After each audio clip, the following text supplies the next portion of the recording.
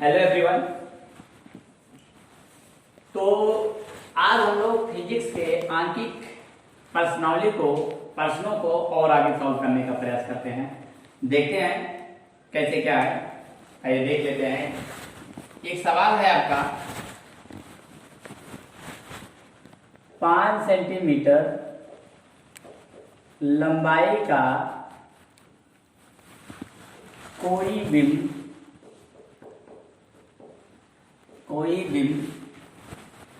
30 centimetre वक्रता त्रिज्या वाले 30 सेंटीमीटर वक्रता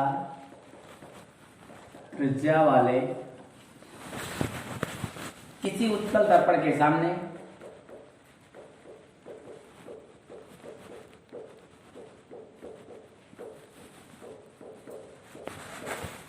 सामने 20 सेंटीमीटर की दूरी पर रखी गई है।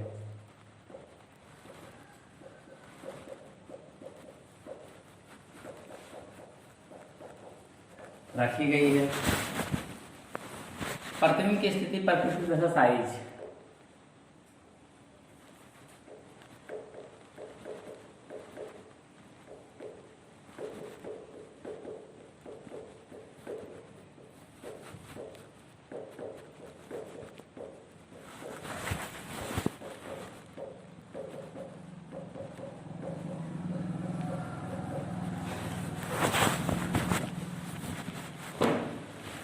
आइए देखते हैं। सबसे पहली बात, कोई भी न्यूमेरिकल सॉल्व करने से पहले हमें न्यूमेरिकल को केयरफुली ध्यान से पढ़ना चाहिए। न्यूमेरिकल का क्या है, अंडरस्टैंडिंग करना चाहिए, इसके बाद काम करना चाहिए। चलिए देखते हैं क्या बात है। 5 सेंटीमीटर लंबाई का कोई वस्तु है ना, जिसकी लंबाई 5 सेंटीमीटर है, तो जो मिला वो लिख लो। वस्तु की लंबाई क्या होती है, ओ से 5 सेंटीमीटर हमको मिल गया। दूसरी बात, जैसे ही थोड़ा सा आगे बढ़े, 30 सेंटीमीटर वक्रता त्रिज्या, तो R बराबर हमको मिल गया 30 सेंटीमीटर। अच्छा, वाले किसी उत्तल दर्पण के सामने, अब उत्तल दर्पण के सामने 20 सेंटीमीटर की दूरी पर, यानी ये जो 5 सेंटीमीटर लंबाई का वस्तु है, ये दर्पण से 20 सेंटीमीटर की दूरी पर रखा गया है। तो यानी U बराबर क्या हो गया, माइनस का 20 सेंटीमीटर। U तो आपको हमेशा माइनस लेना है। ये हमारा नेचर पर डिपेंड करता है कि ये हमारा क्या है, अवतल है कि उत्तल है। अवतल है तो माइनस, उत्तल है तो प्लस। लेकिन यू की जो बात होती है ना, हर सिचुएशन में कभी भी ना आप यू मतलब डिस्टेंस ऑफ ऑब्जेक्ट हमेशा माइनस लेते हैं, ठीक, क्योंकि ये आपतित किरण की विपरीत दिशा में होती है। आपतित किरण की दिशा में अगर कोई बात होती है तो उसको हम प्लस लेते हैं। यू हो गया हमारा। अब इसके बाद प्रतिबिंब की स्थिति, मतलब प्रतिबिंब कहां बनेगा, बी आपको ज्ञात करना है। फिर प्रकृति, प्रतिबिंब किस प्रकार का होगा, तथा साइज, प्रकृति माने जैसे वो वास्तविक होगा कि आभासी होगा, ये प्रकृति कहलाता है। यानी कि उल्टा होगा कि सीधा होगा, इसकी प्रकृति होती है। अगर उल्टा है तो वास्तविक, सीधा है तो आभासी, ये वाली बात है। और साइज, साइज माने आकार, जैसे ये वस्तु का आकार है ना, तो प्रतिबिंब का भी आकार, प्रतिबिंब मतलब कितना बड़ा बनेगा, ये आपको पता लगाना है। तो सबसे पहली बात देखिए, आपको O मिल गया, आपको R मिल गया, आपको U मिल गया, B पता नहीं, I पता नहीं। अच्छा, फार्मूला जो कहता है वो फार्मूला होता है, फार्मूला तो हमारा होता है 1/f बराबर 1/u प्लस 1/b। तो f का हमको पता लगाना है, क्योंकि f हमको चाहिए, f मिल जाएगा तो हम इसमें मान रखकर और इसके बाद b और i का मान निकाल ले जाएंगे। तो f कहां से हमको मिल सकता है, r से मिल सकता है। मैंने आपको बताया कि f बराबर होता है r/2, यानी फोकस दूरी जो होता है ना, वक्रता केंद्र की आधी होती है, या फिर वक्रता केंद्र फोकस दूरी का 2 गुना होता है। इस फार्मूले से आप दोनों में से किसी को निकाल सकते हैं। फोकस दूरी दिया है तो वक्रता केंद्र निकाल सकते हैं, वक्रता केंद्र दिया है तो फोकस दूरी निकाल सकते हैं, सेम इसी फार्मूले को रखकर।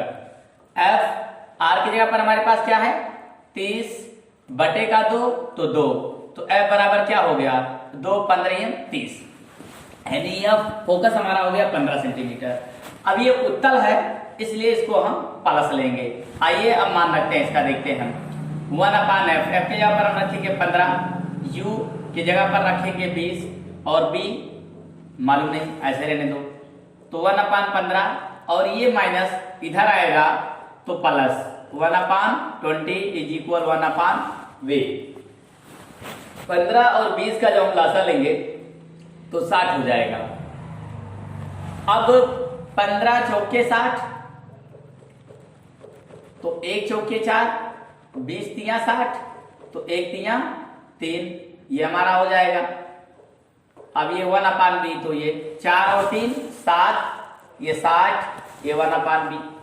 अब इसको काटिए, 7 के साथ 7 8 56, बच गया 4, हो गया 40, 7 5 35, बच गया 5, 7 7 49। ये हमारा 1/b बराबर हो गया 1/8.57। इसका इसमें तो b इक्वल 8.57 सेंटीमीटर। यानी कि जो प्रतिबिंब की स्थिति है ना, ये प्रतिबिंब की स्थिति ऐसे मान लो, ऐसे आपका दर्पण है, उत्तल दर्पण ऐसे है, ये P आपका होता है, AF होता है, AC होता है और ये इनफाइनाइट होती है। एक बात जान लो, मैंने बताया है कि जब या इसका रूल कहता है कि जब ये वस्तु इनफाइनाइट पर होता है तब तो इमेज हमको फोकस पर मिलता है। लेकिन अभी क्या है, फोकस हमारा क्या यहाँ मिला, हमको 15 सेंटीमीटर मिला है, तो फोकस ये हमारा 15 सेंटीमीटर है, लेकिन इमेज हमको कहाँ मिला है, 8.57 पर मिला है। मतलब यहाँ कहीं बीच में P और F के बीच में मिला है, मतलब यहाँ कहीं मान लो यहाँ मिला है हमको, तो यहाँ मिला है, तो मतलब ये इमेज जो वस्तु है हमारा ना इनफाइनाइट पर नहीं है। अब इनफाइनाइट को छोड़कर आप P से इधर इक्वल मेजरमेंट जब करेंगे तो आपको मिल जाएगा इसका मान। चलो ये P और इनफाइनाइट के बीच का ही भी हो सकता है, लेकिन ये इनफाइनाइट पर नहीं होगा। ऑब्जेक्ट ये हमको मिल गया। अब इमेज कितना बड़ा ये जो बना है यहाँ फोकस दूरी और पोल के बीच में, ये इमेज जो 5 सेंटीमीटर लंबाई का एक बिंब रखा गया है, इसका इमेज कितना बड़ा बना है इसके बारे में देखते हैं। तो अब एक बात देख लीजिए, ये जो होता है उत्तल दर्पण होना, ये हमेशा हमको जो है एक ही तरह का प्रतीक देता है, छोटा देता है, आभासी और सीधा देता है। तो अब देखते हैं इसके लिए m बराबर I/O या फिर -b/u, ये फार्मूला आता है। तो I का मान मालूम नहीं, O का मान है 5 सेंटीमीटर, B का मान ये हमको मिल गया -8.57 और U का मान हमारे पास है -20। अब देखिए माइनस से माइनस गया, इसका इसमें, तो ये हो गया 20 I 7 5 35 5 25 3 28 8 5 40 2 42, I बराबर 42.85 और ये इधर आया तो बटे का 20। अब काट दिया इसको हमने, तो I बराबर क्या हो गया 20 दूना 40, बच गया 2, 10 मिनट लगाया, 28 20 सेकंड में 20, 8 इधर आया, 85 20 चौके 80, 50 20 दूना 40 20 पंचे 100। यानी I बराबर आप इसको 2.2 भी कर सकते हैं, यहीं पर ऐसे सीधे क्रिएट कर सकते हैं। तो देखिए अभी वस्तु का साइज है 5 सेंटीमीटर, लेकिन इमेज का साइज आ रहा है हमको 2.2 सेंटीमीटर। और एक बात मैंने कहा कि ये जो उत्तल दर्पण होता है ये प्रतिबिंब को छोटा देता है, आभासी और सीधा देता है। तो देखिए वस्तु 5 सेंटीमीटर का है तो प्रतिबिंब 2.2 सेंटीमीटर का है, तो वस्तु छोटा होगा। और इसके बाद में ये आभासी देता है। अब इसकी प्रकृति क्या हुई, प्रकृति हुई आभासी और स्थिति हुई 8.57, ये स्थिति है। और अगर प्रतिबिंब के साइज की बात करें, प्रतिबिंब के आकार का, तो 2.2 है, ये प्रतिबिंब का आकार है। ये हमारा इस तरह से क्वेश्चन को सॉल्व करना चाहिए। देखिए एक एक पॉइंट एक बातों को पढ़ते रहिए, इसके बाद ही क्वेश्चन आपका सॉल्व हो पाएगा इजीली, अगर क्वेश्चन को आपको सॉल्व करना है। अब इधर देखिए ये O था, ये R था, ये U था, मतलब ये ऐसे हमने किया, इधर ये हमारा ये हो गया। फिर हमने इसको मतलब भिन्न बनाकर इसको मतलब मैंने हल किया, ये हमको मिला, ये यहाँ से मिल गया, यहाँ से हमको ये मैग्निफिकेशन मतलब ये हाइट ऑफ इमेज निकालना था, तो हाइट ऑफ इमेज हमने यहाँ से इस फॉर्मूले से निकाल दिया, ठीक है ना। इस तरह से आपको निकालना होता है। और एक बात, जैसे कोई सवाल लगाते हो ना, तो सबसे पहले उसको अपने माइंड में जो कह रहा है ना उसे फीड कर लो कि ये कह क्या रहा है। अब जो कह रहा है उसी के अनुसार काम करो, बस फिर आपका सारा का सारा काम आसान हो जाएगा।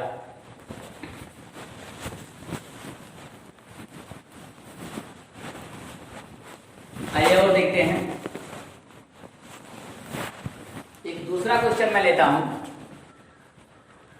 क्या है 7 सेंटीमीटर लंबाई का कोई बिंब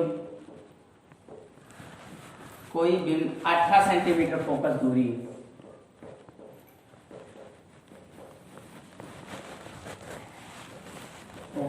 वाले किसी अवतल दर्पण के सामने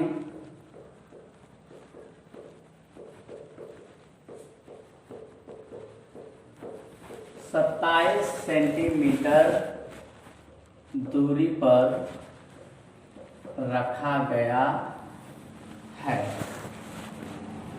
तो दर्पण से कितनी दूरी पर किसी पर्दे को रखें?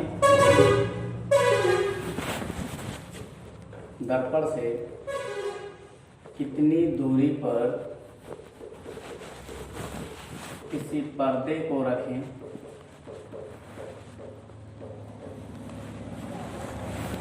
कि उस वस्तु का उस पर वस्तु का स्पष्ट फोकसित प्रतिबिंब प्राप्त किया जा सके, कि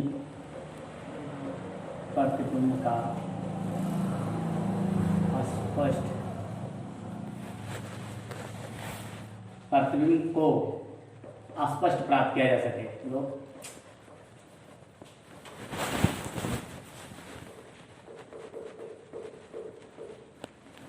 और प्रतिबिंब का साइज तथा प्रकृति ज्ञात कीजिए।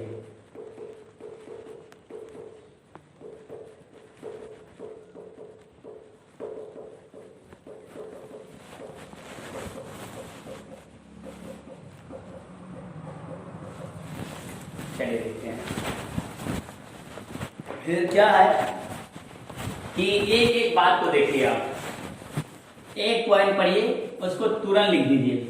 जैसे 7 सेंटीमीटर लंबाई का कोई बिंब, यहां तक हमने पढ़ा, कोई बिंब तक, मतलब कोई वस्तु है जिसकी ऊंचाई 7 सेंटीमीटर है, तो O बराबर हमने क्या लिख दिया? 7 सेंटीमीटर।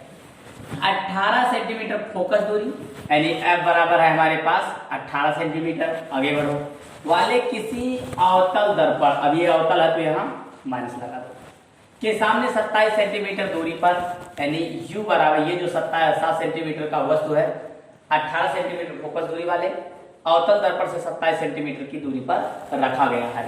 तो दर्पण से कितनी दूरी पर किसी पर्दे को रखा जाए कि प्रतिबिंब को स्पष्ट प्राप्त किया जा सके, और प्रतिबिंब की साइज तथा प्रकृति ज्ञात कीजिए। अब देखिए, पहली बात, प्रतिबिंब की स्थिति कहाँ होगी वो B से पता चलेगा, साइज जो है यानी आकार I से पता चलेगा। ठीक, अब पहले ये जो कह रहा है इसको बना लो आप। ये हमारा है अवतल दर्पण, ऐसे करके EP, AF, AC इनफाइनाइट। उसमें वो फोकस दूरी की जो बात कर रहा है, फोकस दूरी यानी 18 सेंटीमीटर, ये हमारा मान लो 18 सेंटीमीटर है। अच्छा, अगर ये 18 है तो ये हमारा 36 होगा, क्योंकि फोकस दूरी का 2 गुना वक्रता केंद्र होता है। तो अगर ये 18 है तो ये 36 होगा, और या फिर ये 36 है तो ये 18 होगा, ऐसा बताया गया है। अब जो ये बिंब का स्थिति है ना, जो इस पोल से वस्तु की दूरी है वो 27 सेंटीमीटर है। तो 27 सेंटीमीटर होने का मतलब क्या हुआ? ये 36, ये 18, तो मतलब वो C और F के बीच होगा। C और F के बीच सपोज कर लो यहाँ कहीं होगा। ठीक, अब यहाँ कहीं अगर ये होगा तो आपने पढ़ा है इसके बारे में, यहाँ से ऐसे किरण जाती है, ऐसे करके ऐसे चली गई, फिर आपने देखा ये ऐसे किरण, और इसके बाद में क्या होता है, ये ऐसे है, ऐसे चली गई है, फिर ये यहाँ से टकराने के बाद ये इधर, मतलब ये क्या होता है, इनफाइनाइट और C के बीच बनता है। वास्तविक जो उल्टा होता है और बड़ा होता है, ऐसा मैं बता रखा हूं, ऐसा रूल भी कहता है। ठीक है ना, तो ये हमको तो मिल गया। अब देखना है क्या क्या निकालना है, कैसे निकालना है, इसके बारे में जान लेते हैं। तो सबसे पहली बात, हम फार्मूला लगाते हैं दर्पण का सूत्र से, यानी कि 1/F 1/U और 1/B, ऐसा करते हैं। तो F के जगह पर हमको मान मालूम है 18, तो 18 कर दिया। U का मान मालूम है 27, तो 27 कर दिया। प्लस तो प्लस, 1/B तो B कर दिया। अब इधर देखते हैं क्या हो जाएगा। जैसे ये हमारा ऐसे और ये इधर जाएगा तो ये हमारा ऐसे हो जाएगा, और ये 1/b तो 1/b। 18 27 का अगर हम लासा लेते तो 54 हो जाएगा। अब 18 तिया 54 तो 1 तिया 3 हो जाएगा, 27 गुना 54 तो 1 गुना 2 हो जाएगा। अब 1/b तो 1/b, 3 में से 2 घटा तो 1, ये 54 तो 54 1/b तो 20 इसका इसमें तो b बराबर -54 सेंटीमीटर, ये हमारा हो गया। अब ये b का मान हो गया तो हम i का मान निकाल सकते हैं। उसके लिए फार्मूला हमारे पास पता है, m बराबर I/O या फिर -b/u। i का मान हमको मालूम नहीं, लेकिन o का मान 7 सेंटीमीटर माइनस, और b का मान क्या हमको मिला है -54, तो -54 कर लेते हैं। u का मान -27 तो -27 कर लेते हैं। देखिए माइनस से माइनस गया, 27 के 27 दूना 54, यानी कि I/7 और -2/1, इसका इसमें तो I बराबर हो गया -14 सेंटीमीटर। ठीक, अब देखिए, अब पहली बात जो सवाल में मतलब कर रखा है क्वेश्चन, उसको देख लीजिए। पहली बात क्या है कि क्वेश्चन में कह रखा है कि प्रतिबिंब की स्थिति बताइए। तो प्रतिबिंब की स्थिति हमारी क्या हुई, 54 सेंटीमीटर की दूरी पर हुई, यानी कि जब हमने 27 सेंटीमीटर की दूरी पर कोई वस्तु रखा तो उसका प्रतिबिंब जो बना वो 54 सेंटीमीटर दूर बना, पहली बात। दूसरी बात, प्रतिबिंब की साइज क्या हुई, तो प्रतिबिंब की साइज जो हुई ना 14 सेंटीमीटर हुई, यानी वस्तु हमारा था 7 सेंटीमीटर लंबा और प्रतिबिंब हमको 14 सेंटीमीटर लंबा था। ठीक, फिर तीसरी बात क्या है, प्रतिबिंब की प्रकृति कैसी है।